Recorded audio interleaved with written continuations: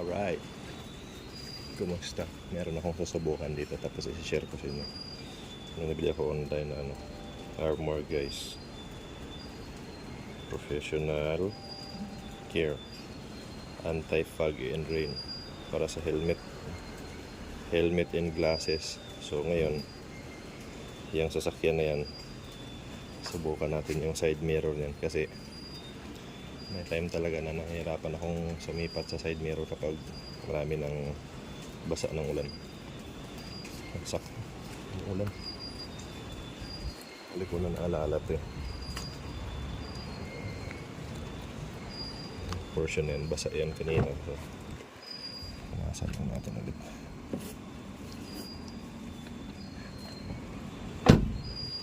Tuyukin muna natin. Maigi. Bago spray pa nitong liquid na to.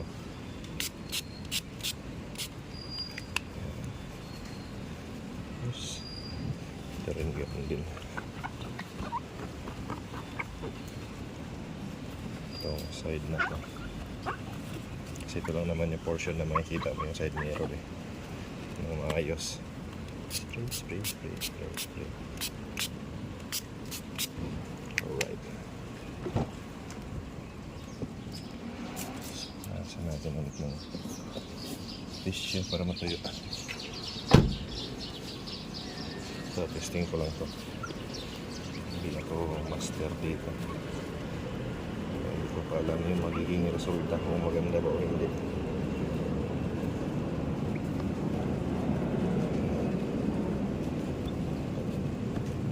Medyo nagpa-bubbles pala to pag naano ng tubig. Mekos ng tubig. Kaya yung cellphone ko naulan na.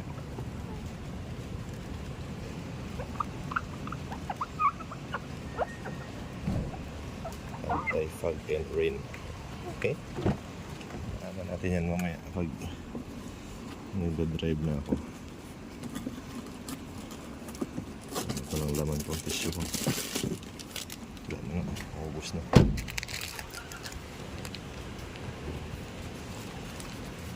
Mekos ng tubig tsaka yung ano.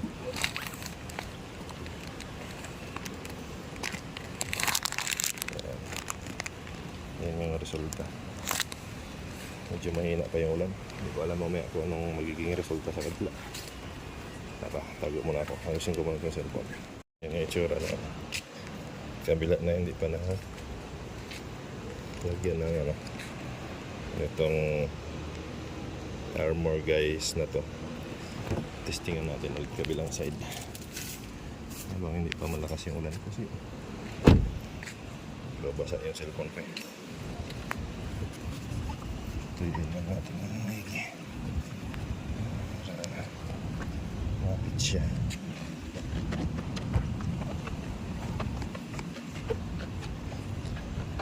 Sama natin side mirror. Lumakas na ulan. Lumalakas na pala. Para ma-compare natin. Dali.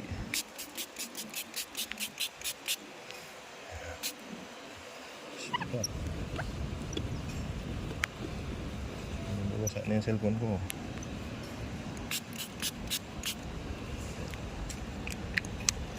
Pinasa natin lang. Ito yung tissue. Yung portion na ito hindi ko ito pinunasan. Para may comparison mamaya kung anong resulta doon sa kabila.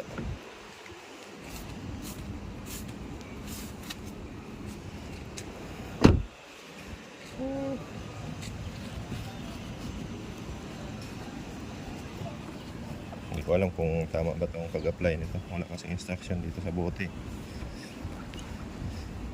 Kalimutan ko itanong sa seller kung anong instruction nito.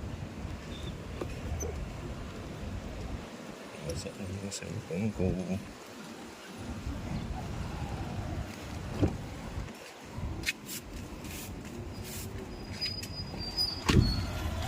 So, tanong mo dyan.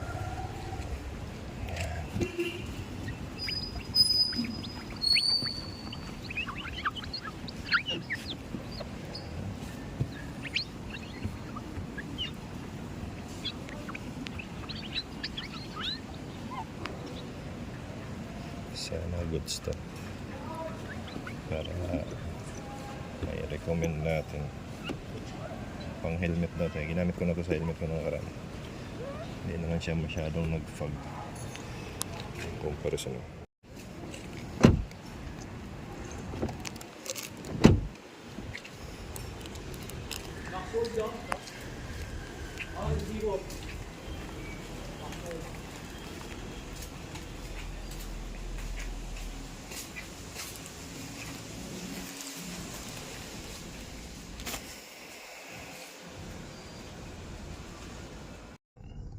Yeah, dagdag ko lang. Yung kabilang side niya,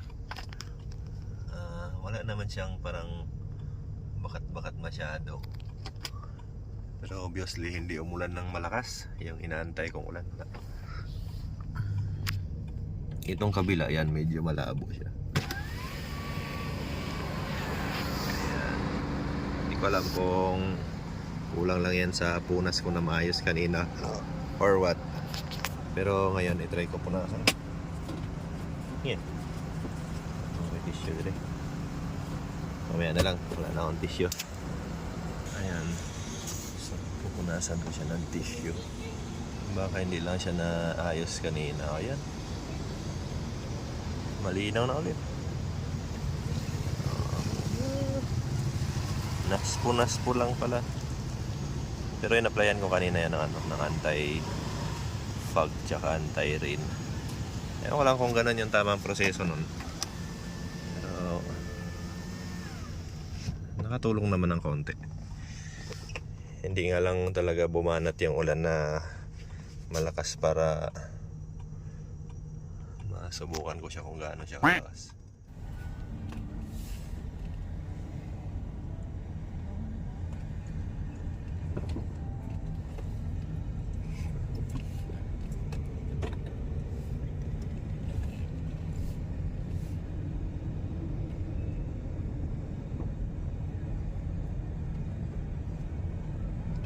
Testing ko lang kung anong field of view niya dito sa chest mount kapag ginamit ko na nagdadrive ako ng 4 wheels.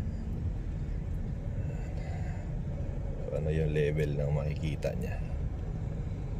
Rin, may idea lang din ako kung anong itsura.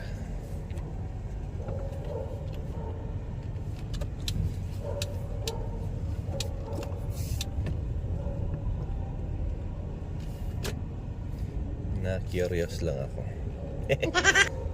Na-curious.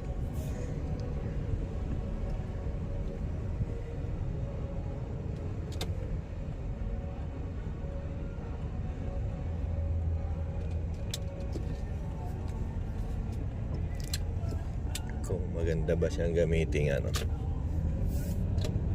body cam habang nagdadrive.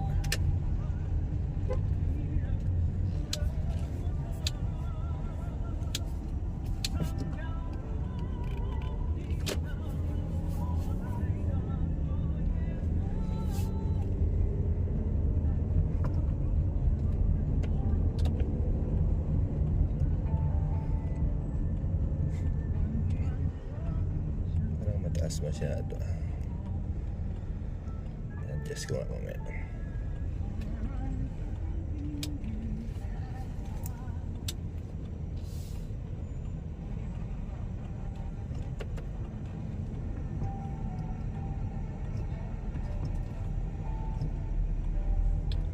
Parang nakatingala.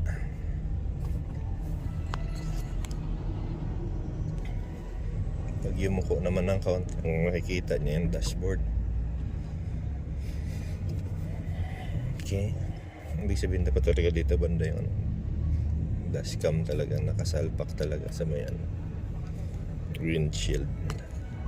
Ayan, para yung elevation ng nakikita niya, yung level ng nakikita niya, hindi nakatingala. Dapat nakagano. Follow up ko lang doon sa sa observation ko regarding doon sa armor guys na anti-fog tsaka anti-rain. Nitong gabi na-observe ko sa kanya, meron siyang ganyan meron siyang napindot ko diba? Meron siyang ano, lumabo siya. Ayan, mga portion siya na lumabo siya. Ayan, tinamay ang buga ng ilaw tsaka yung siya, malabo siya. So, try ko siya punasan ngayon ng, ano, ng tissue. Ilaw.